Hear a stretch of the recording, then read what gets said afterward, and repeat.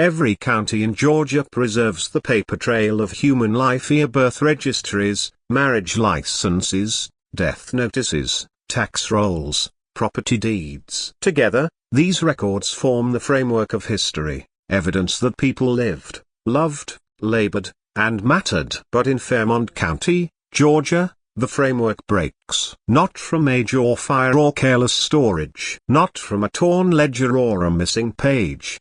Between the years 1847 and 1865, more than 300 names vanish entirely. 300 people who were born, who worked the land, who died erased so thoroughly that all that remains is the silence where their lives should be. What makes this absence impossible to dismiss is one unsettling detail: every missing individual was tied to the same place, a riverside plantation. The plantation still exists today. Its white columns gleam under the sun, its gardens are meticulously maintained, and tour guides lead visitors along brick paths, recounting sanitized stories of Southern heritage. But ask about the families who lived there, the ones who laid those bricks, cleared those fields, and sustained the estate heir, and the narrative collapses. The records stop, the names are gone. Official history offers nothing, as though those people never lived at all. This is the story of how an entire community was deliberately removed from the historical recorder and why someone worked so carefully to ensure they were never remembered. Thomas Hargrave did not set out to uncover any of this. In 1962,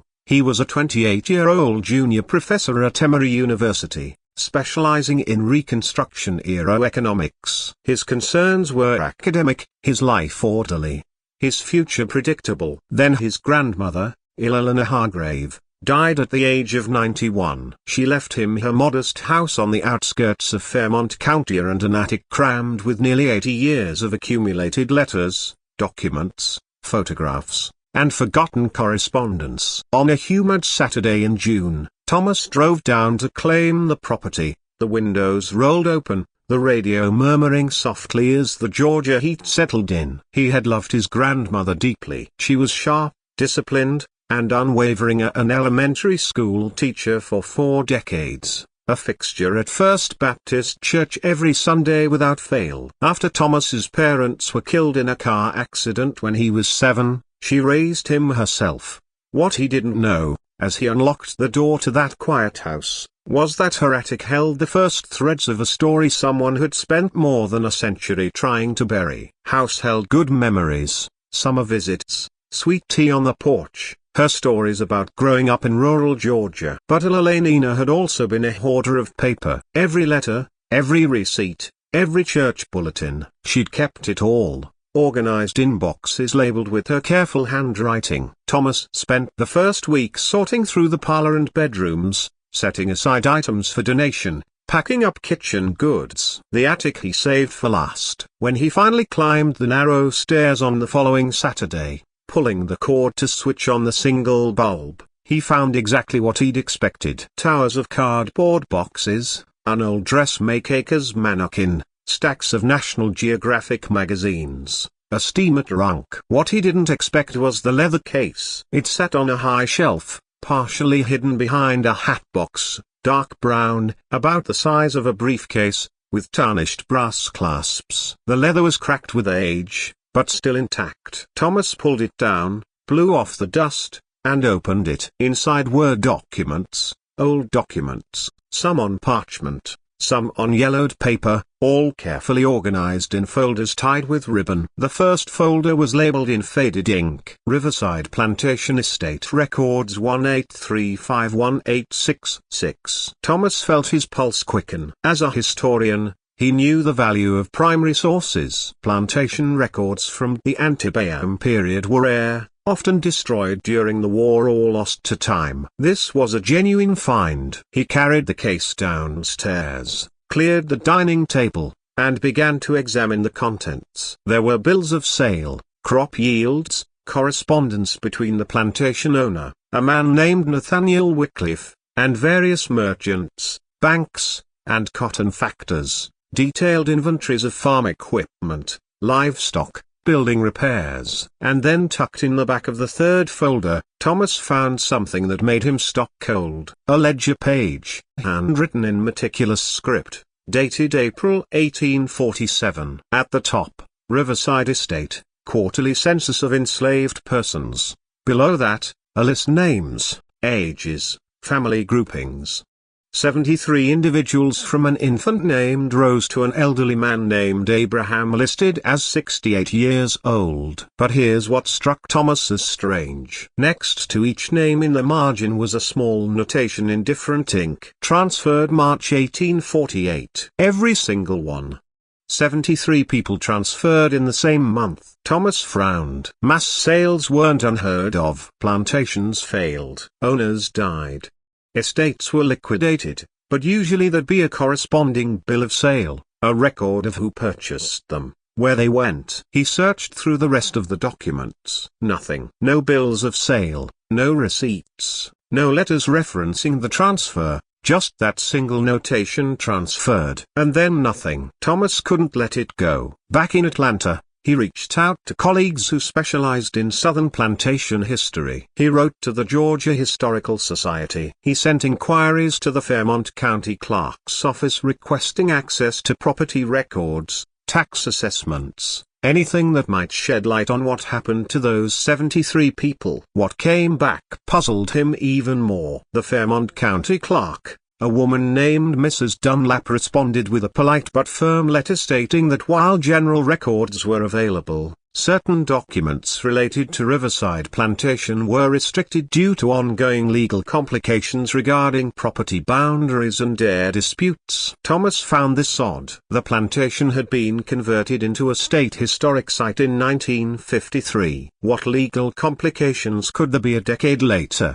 He drove back to Fairmont County and visited the clerk's office in person. Mrs. Dunlap was a severe woman in her 60s, gray hair pulled into a tight bun, reading glasses on a chain. She received Thomas in a small office that smelled of old paper and lemon polish. "Dr. Hargrave," she said, consulting a notepad, "you're requesting records related to Riverside Plantation from 1847 to 1865. That's correct. May I ask the nature of your research?" Thomas explained his academic interest, his discovery of the ledger in his grandmother's attic, the mysterious transfer notation. Mrs. Dunlap's expression didn't change, but her fingers tightened slightly on her pen. "I'm afraid those records are not available for public viewing." "But you said there are legal complications." "What kind?" "I'm not at liberty to discuss ongoing legal matters, Mrs. Dunlap. These are historical documents. They belong in the public record under Georgia law." "I'm aware of the law,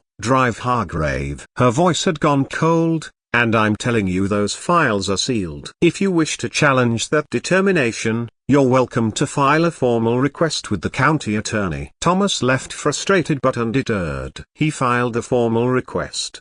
6 weeks later, it was denied without explanation. So he tried a different approach. Thomas began working backward through public records that were accessible. He started with the 1850 federal census, the first census to record enslaved people by name in some cases, though most were still listed only by age and sex under the slaveholder's name. He found Nathaniel Wycliffe's entry easily. Wycliffe, age 49, listed as a planter. Property value substantial. The census recorded his householders including his wife Margaret, 3 children, and a white overseer. Below that, under slave schedule, no entries. 0 enslaved persons listed. Thomas checked the date, June 1850. According to the ledger from his grandmother's attic, 73 people had been transferred in March 1848. So, it made sense that Wycliffe wouldn't list them in 1850. They were gone. But here's what didn't make sense. Thomas pulled the 1840 census. In 1840, Riverside Plantation had listed 61 enslaved persons. By 1847, the private ledger showed 73. Then in 1848, they were all transferred. And in 1850, Wycliffe listed 0. But when Thomas checked the 1860 census, something impossible appeared. Nathaniel Wycliffe, now listed as 59 years old, showed 82 enslaved persons on his property. 82, where had they come from? If Wycliffe had sold off his entire workforce in 1848, how did he rebuild to an even larger number by 1860? And why was there no record of purchases in between? Thomas cross-referenced with county tax records public documents that couldn't be sealed. The 1848 tax assessment for Riverside listed property value but no enslaved persons. The 1849 assessment, same. 1850 through 1856, same. Then suddenly in 1857, the tax assessment jumped. Riverside was now being taxed for 79 enslaved individuals. By 1860, that number was 82. It was as if an entire workforce had appeared out of nowhere. And here's the detail that made Thomas's blood run cold. In the 1860 slave schedule, the ages didn't match any logical pattern. If these were purchased slaves, you'd expect a range of ages. People bought from different sources at different times. But the age distribution at Riverside was unusual. Clusters of children aged 10, 13, young adults aged 22, 25, and a handful of elders around 60. Almost as if a community had simply skipped a decade of aging, Thomas needed another source. Something outside official government records. He turned to church registries. Plantation owners in the Antebellum South often required enslaved people to attend services. Baptisms, marriages, and deaths were sometimes recorded in church ledgers, even if they weren't documented by the state. Fairmont County had 3 churches operating in the 1840s. 2 had lost their records in a fire during Sherman's March, but the third, Fairmont Methodist Episcopal Church,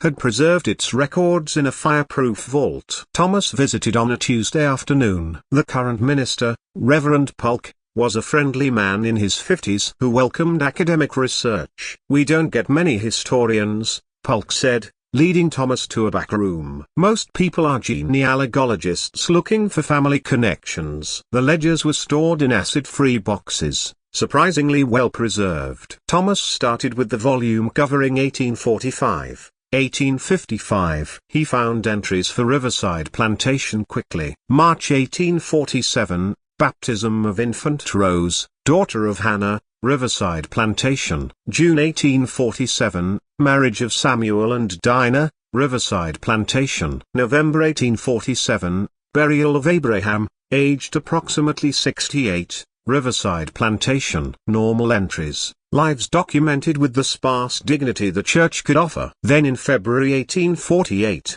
there was something different, a mass baptism. 43 people, all listed as of Riverside Plantation, baptized on the same Sunday. The names were written in a hurried hand, as if the recorder was overwhelmed by the number. Men, women, children, all receiving the sacrament at once. And then after March 1848, nothing. No more births at Riverside, no marriages, no deaths. For 9 years, the plantation simply vanished from the church record. Then in January 1857, entries began again. Baptism of an infant, burial of an elderly woman, marriage of a young couple, all listed as of Riverside Plantation. But the names were different. None of the names from 1847 appeared in the 1857 entries. It was as if the entire population had been swapped. Thomas sat back, his mind racing. Reverend Polk noticed his expression. "Find something interesting, Reverend? Do you have any correspondence from that period?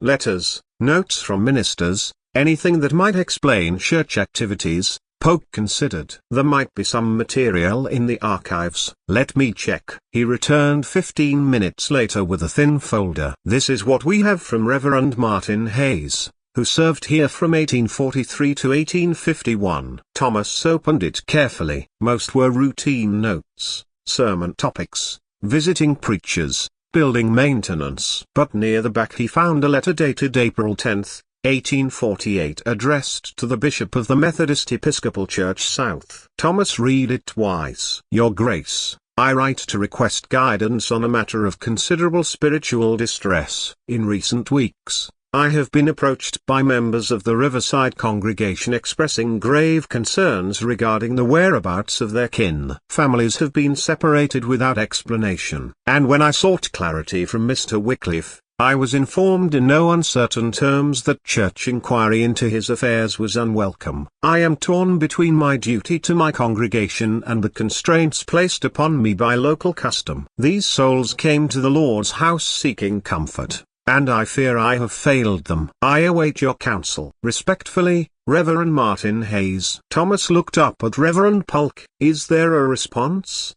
Polk shook his head. Not in our files. Thomas photographed the letter with his camera, thanked the Reverend, and drove back to Atlanta. That night, he couldn't sleep. Families separated. A minister silenced. An entire workforce vanishing from records only to be replaced years later. What had happened at Riverside Plantation? Thomas expanded his search. If 300 people had been transferred from Riverside, there had to be a paper trail somewhere. Bank records, shipping manifests, something. He contacted the Georgia State Archives and requested any records related to Nathaniel Wycliffe or Riverside Plantation between 1845 and 1865. What arrived 3 weeks later was a slim folder containing mostly duplicates of what he'd already found. But there was one new item, a brief mention in the Georgia General Assembly Journal from 1849. A legislative appropriation had been approved for the expansion of the Georgia State Lunatic Asylum in Milledgeville. The asylum had been founded in 1842 as the first public mental institution in the state. The 1849 expansion added a new wing and increased capacity significantly. Thomas almost passed over it. What did an asylum have to do with Riverside? But then he noticed a footnote referencing a private endowment from Nathaniel Wycliffe, Fairmont County, for the construction of agricultural facilities. An endowment from Wycliffe. In 1849, 1 year after the mysterious transfer, Thomas requested records from the Georgia State Lunatic Asylum. What came back was disturbing. The asylum had indeed received a significant endowment from Wycliffe, $12,000, an enormous sum at the time. The money funded construction of a farm complex on the asylum grounds, fields, livestock pens, workshops, and according to the asylum's annual report, the farm was worked by patients engaged in therapeutic labor. The 1850 asylum report listed 81 patients employed in agricultural work. The 1851 report listed 94. The 1855 report listed 112. But here's what made Thomas's hands shake as he read: the asylum kept patient admission records, names, ages, counties of origin, diagnosis. Thomas requested access. The archive staff informed him that patient records were confidential under state law, even historical ones, unless he could demonstrate direct familial connection. He couldn't. But the asylum's annual statistical reports were public. Thomas combed through them. In the 1850 report, there was a breakdown by county of origin. Fairmont County, 68 patients. For a rural county with a total population of around 3,200. That number was statistically impossible. Mental illness didn't strike one county at 20 times the normal rate, unless those weren't patients. Thomas felt ice in his stomach. Thomas needed proof. He reached out to a colleague at the University of Georgia, Dr. Patricia Chen, who specialized in the history of mental institutions in the South. Over lunch in Athens, he explained what he'd found. Patricia listened, her expression growing more serious. "Thomas, what you're describing sounds like a diagnostic loophole," she said. In the 1840s and 50s, the definition of insanity was flexible,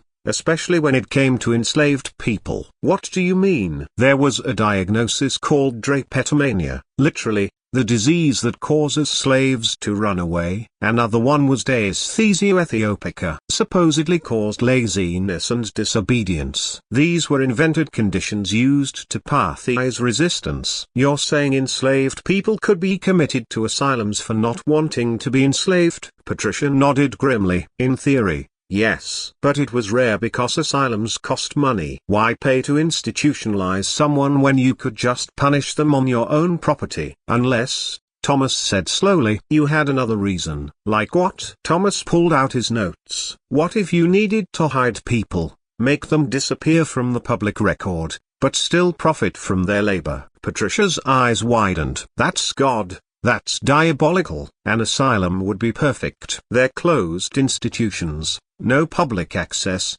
patients have no legal rights, and if you funded the asylum's farm operation, you'd have a steady supply of free labor that's completely off the books. But what about the families? You said entire families vanished. Thomas had thought about this. Families were units. If you wanted to erase someone's existence, you couldn't just take the adults. Children would grow up, tell stories, remember parents who were documented elsewhere. You'd have to take everyone, parents, children, even infants. Make it look like they never existed at all. Patricia was silent for a long moment. You need to see those patient records, she finally said. They're sealed. There might be another way. Patricia had a contact, a retired archivist named Mr. Osborne, who'd worked at the Georgia State Hospital, the modern name for the old asylum, for 30 years before retiring in 1959. He lived in Milledgeville in a small house near the hospital grounds. Thomas drove down to meet him on a sweltering afternoon in August. Mr. Osborne was 83,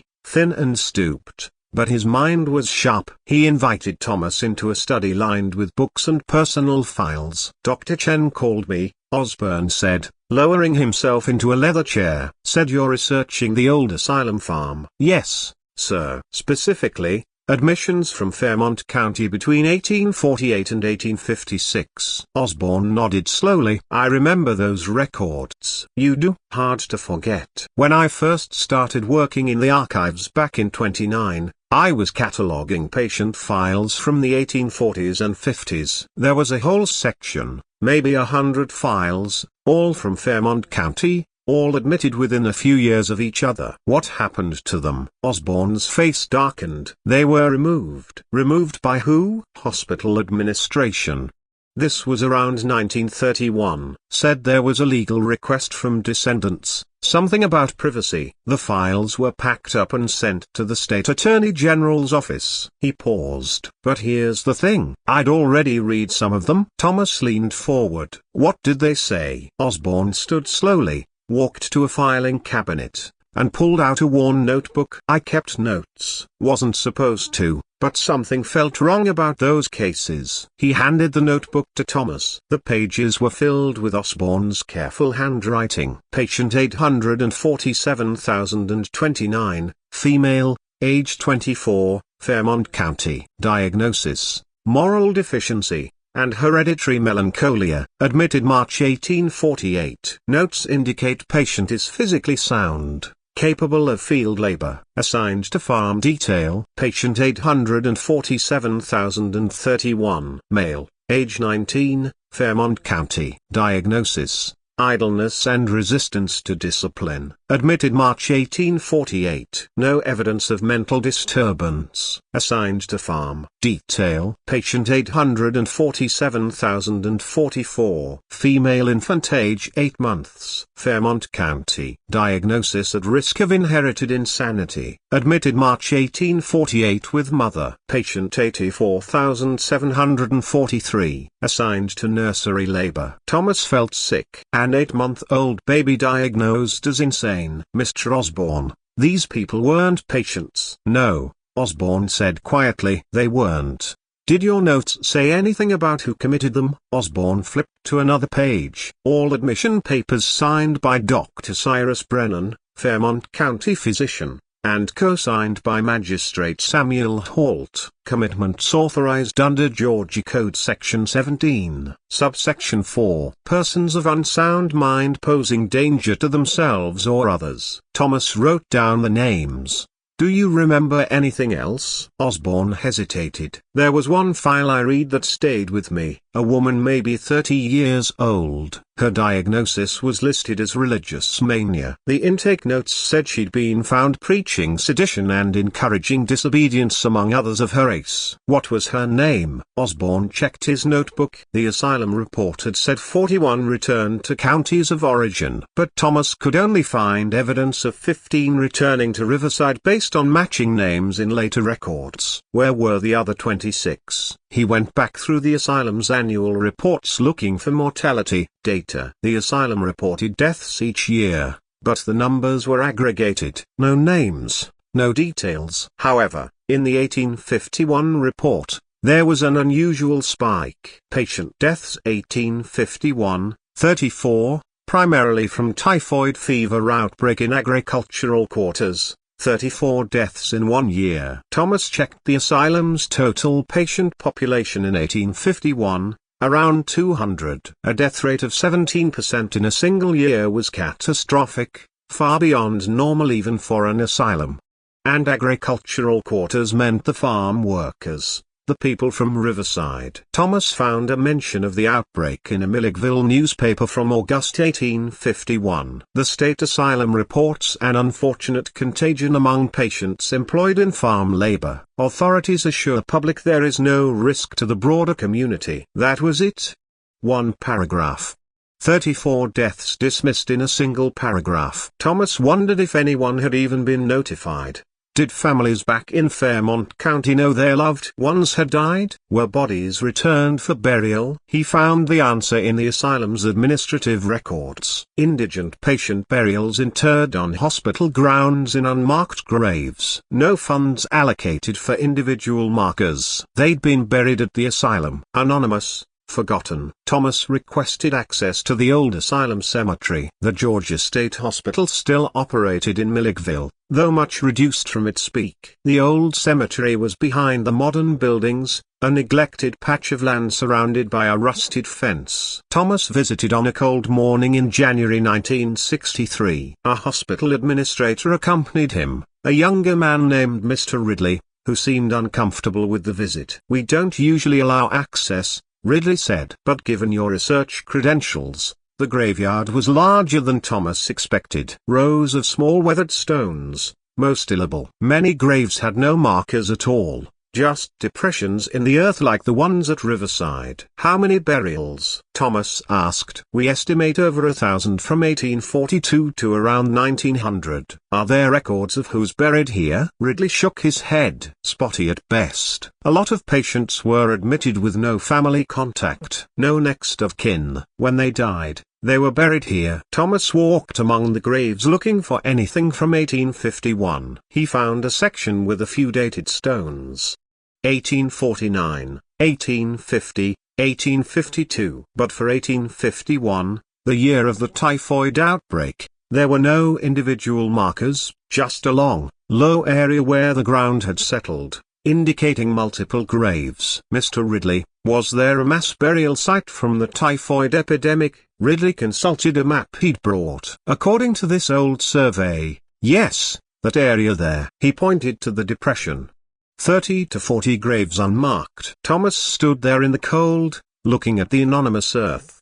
34 people who'd been stolen from their families, falsely imprisoned, worked until they died, and buried without a name. And somewhere, records had been deliberately altered to make sure no one would ever connect them back to Riverside Plantation. Thomas spent the next months trying to break through the sealed records at Fairmont County. He filed Freedom of Information requests. He contacted state legislators. He even wrote to the governor's office. Every request was denied. The reasons varied: ongoing litigation, privacy concerns, administrative backlog. But Thomas noticed a pattern. Every denial came through the office of the Fairmont County Attorney, Mr. Douglas Fairchild. Thomas researched Fairchild. He'd been county attorney since 1951, appointed by the county commission. Before that, his father had held the position.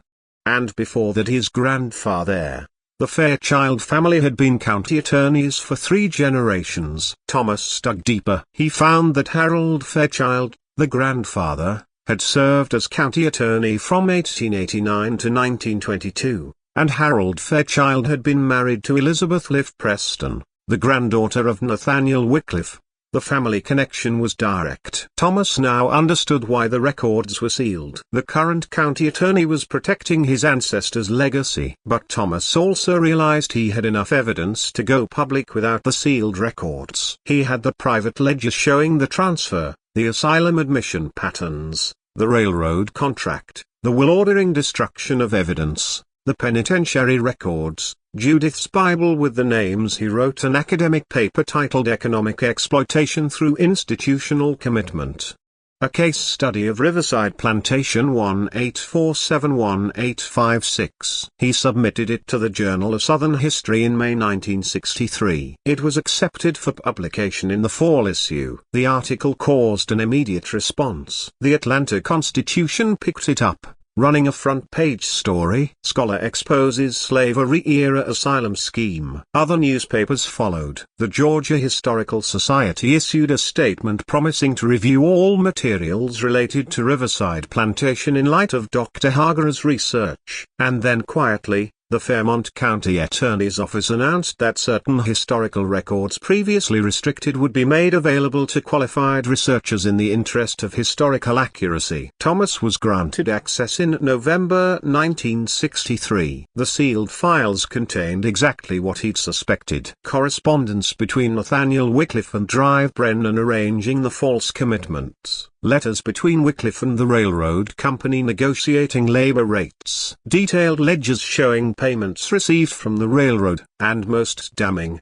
a private accounting book showing how Wycliffe had invested the profits, purchasing more land, expanding operations, building the grand mansion that still stood at Riverside. All of it built on stolen labor, hidden behind medical certificates and institutional walls. But the files also contained something Thomas hadn't expected. A ledger marked returns 1856-1857. It listed 41 names. The patients returned from the asylum. Next to each name, a destination.